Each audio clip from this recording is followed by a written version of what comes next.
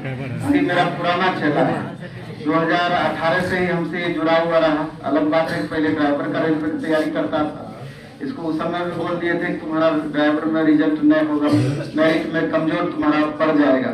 शायद वैसा ही हुआ क्या, साइको भी दिया था, कई सारा एग्जाम दिया, कुछ एक मार्क से लगातार छूटता चला गया। लेकिन इस बीच में सोचा चलो नहीं कुछ होगा तो बीएड कर लेते हैं, हो सकता है कि मास्टर बन जाएंगे क्या। मेरा ये कहना था कि ज्यादा हम देखते हैं बच्चों को गलती से बीएड कर लिए, गलती से डीएलएड कर लिए, एसएससी का तैयारी कर रहे थे सर, सोचे कि अब पता नहीं एसएससी होगा कि नहीं होगा, इसी बीच में बीएड का कर लिए। अब लेकिन जाके कहता है कि नहीं हम सीरियसली तैयारी कर रहे हैं, अब तो हमको बीएड करना है, डीएलएड करना है। नीतीश बाबू इतना वैकेंसी दिए कि सबके दिमाग में ये बात अब फीड कर दिए, और जब फीड हो गया अब करेंगे तो पता चलेगा अचानक वैकेंसी खत्म कर। चलिए, हमें चूंकि अच्छा लड़का है, मेहनती लड़का है, लगातार मेहनत करते रहा, अलग बात है सफलता थोड़ा सा देर लगी, लेकिन देर से आया दुरुस्त आया।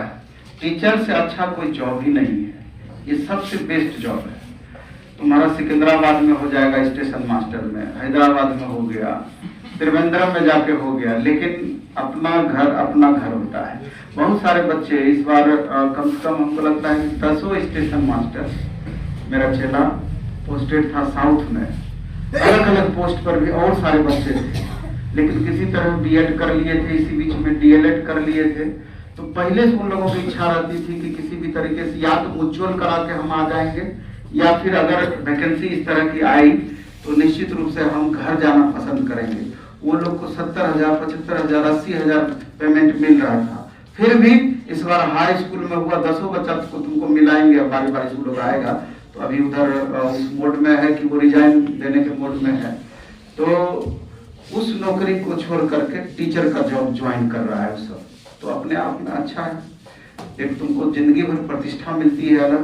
प्रणाम मास्टर साहब, प्रणाम मास्टर साहब। अब थोड़ा सा क्वालिटी अलग हो गया, अब पहले वाला स्थिति नहीं रहा। पहले 10-15 साल पहले, 20 साल पहले सबके पास है वो छाता, पहचान था ये सब चीज, एक साइकिल, अब तो सब बुलेट से चलता है टीचर साहब। नहीं, हाँ बिल्कुल। चलिए इसी की जुबानी सुनते हैं इसकी सफलता की कहानी। चलिए इनके लिए एक बार जोरदार ताली हो जाती है।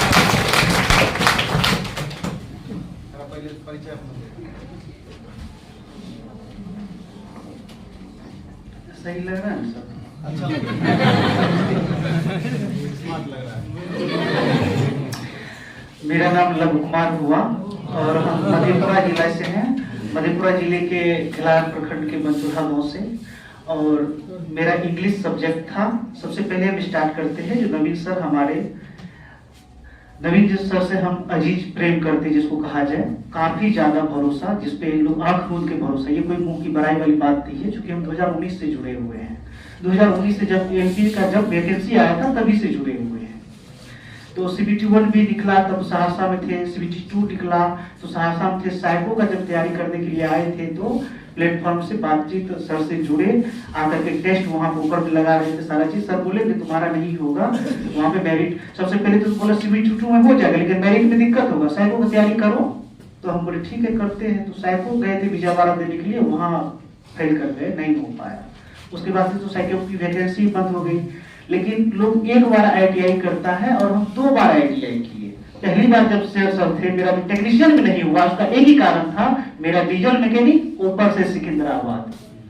फिर बाद में हम जाकर के फीडर ट्रेड से भी ITI किए, रेलवे की, लेकिन वैकेंसी नहीं आ रहा था। तो अब क्या करते, उम्र बीतता जा रहा था, फिर घर में सबसे बड़े थे। तो फिर बीएड में हम एडमिशन करवाए 19-21 सेशन में, ठीक है। बीएड में 19-21 सेशन में, सॉरी 21-23 सेशन में मेरा बीएड हुआ। जैसे ही बीएड मेरा कंप्लीट हुआ 10 अगस्त को, उसी महीने स्टेट की फॉर्म अप्लाई करने के लिए वो आ चुका था। 23 अगस्त मेरे ख्याल से लास्ट डेट था और एग्जाम दिए। इंग्लिश कैसे सीखे, कैसे आते हैं उसमें, इंग्लिश मुझे नहीं आता था क्योंकि सब दिन हम रेलवे का तैयारी करते थे, BSSC का तैयारी करते थे, ठीक है ना, इंग्लिश आता ही नहीं था। तो फिर आया, तो फिर हम आए, सर को बोले सर मेरा स्टेट निकल चुका है, सर इंग्लिश सब्जेक्ट है मेरा, तो एडमिशन ले लो। तो हम बोले ठीक है करवा लेते। जो फी था ऑफलाइन ऑनलाइन दोनों एक्सेस के लिए जो फी था, टोटल फी पेड करके हम एडमिशन करवाए। फिर उसमें जब सर टेस्ट वो टारगेट कुछ 1000 क्वेश्चन का सर लाए थे वो लिए, फिर कॉमन पेपर तो उसमें सारा चीज मिल ही जाता है, फिर कॉमन पेपर का टेस्ट लिए, ठीक है। तो ये सारी चीज करते करते कॉमन पेपर तो मेरा मतलब था, तो फिर कॉमन पेपर पढ़े, इंग्लिश पढ़े, सारा चीज इंग्लिश उतना समझ में नहीं आ रहा था क्योंकि कभी जिंदगी में इंग्लिश पढ़े ही नहीं थे। दिए टीआरई 2 का एग्जाम जब दिए, सबसे पहले हम टीआरई 1 सुना रहे थे, सर 2 मिनट का समय ले लेंगे।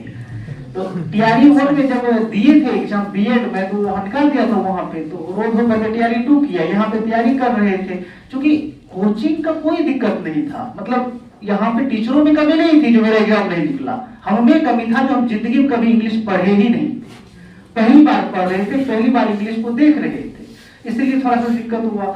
वहां पे इंग्लिश में आया 80 में 30 मार्क और कॉमन पेपर में आया 25 मार्क, हुआ 55 मार्क, और मेरा वहां पे नहीं हुआ। लेकिन इस बार जो है मेरा टीआरई 3 में जनरल से हो गया, मेरा 66 मार्क का, जनरल रैंक मेरा 628 रहा हाई स्कूल में, और फर्स्ट प्रेफरेंस मेरा सहरसा मिला।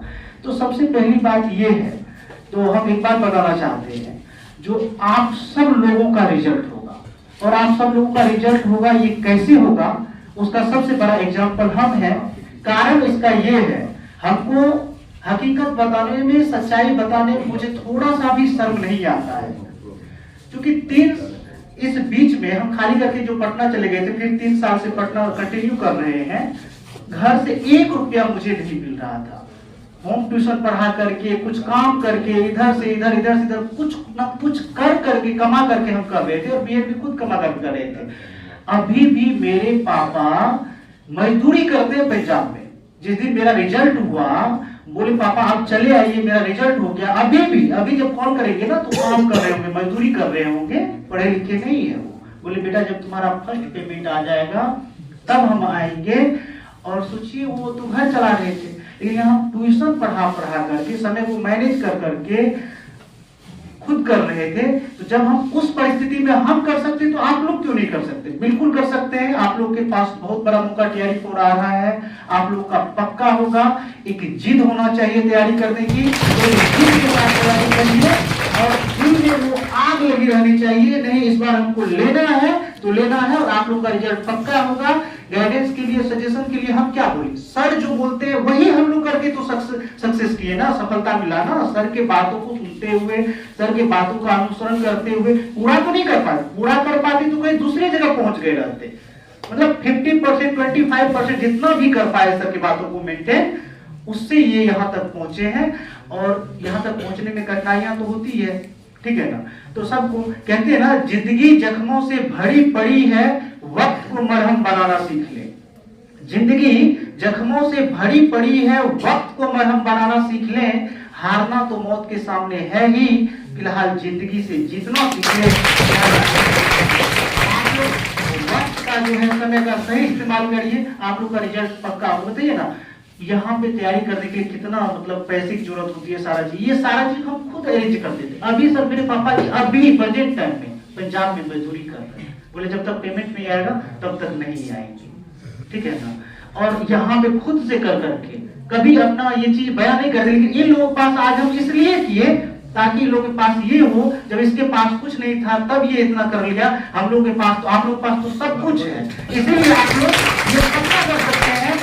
और अपने ऊपर 1% का भी डाउट नहीं रहना चाहिए आप लोगों को। जैसे ही 1% का भी डाउट रखेंगे, नहीं मेरा नहीं होगा, वहां पे आपका जो कदम है ना वो लड़खड़ाने लगेगा, आपका मन कमजोर पड़ने लगेगा, फिर आप कर नहीं पाइएगा। इसीलिए 1% का डाउट करना अपने ऊपर, मेरा नहीं होगा, ये सबसे बड़ा पाप है। इसीलिए इस चीज से बाहर निकलना है, 1% डाउट नहीं करना है, और फुल कॉन्फिडेंस के साथ यदि किसी का भी होगा तो आपका होगा। इसलिए पूरे लगन के साथ तैयारी करना है।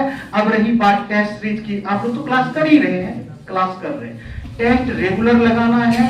और टेस्ट के डिस्कशन को, सब कहते हैं हम 2 बार रिवीजन करते हैं, टेस्ट के डिस्कशन को जितनी बार टेस्ट के डिस्कशन को देखेंगे, जितनी बार पढ़ेंगे, फिर अगला टेस्ट, फिर टेस्ट डिस्कशन को 3 बार 4 बार पढ़ना, फिर अगला टेस्ट, एवं प्रकार से टेस्ट लगाते जाना है।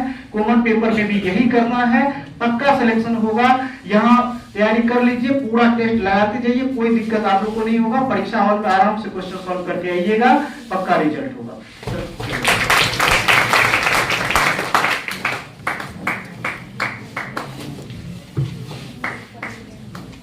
संभवतः सारी बातें समझ में आई होगी, है ना। इसलिए खूब आप अच्छे मेहनत कर रहे हैं, अच्छी तरीके से मेहनत कर रहे हैं, लगातार मेहनत कर रहे हैं, और मेहनत करने वालों की कभी हार नहीं होती है। इसलिए खाली इस जज्बा को बनाए रखना है, इस जोश को जगाए रखना है, और डेली 12-13 घंटा तो निश्चित रूप से आपका हो ही जाता होगा।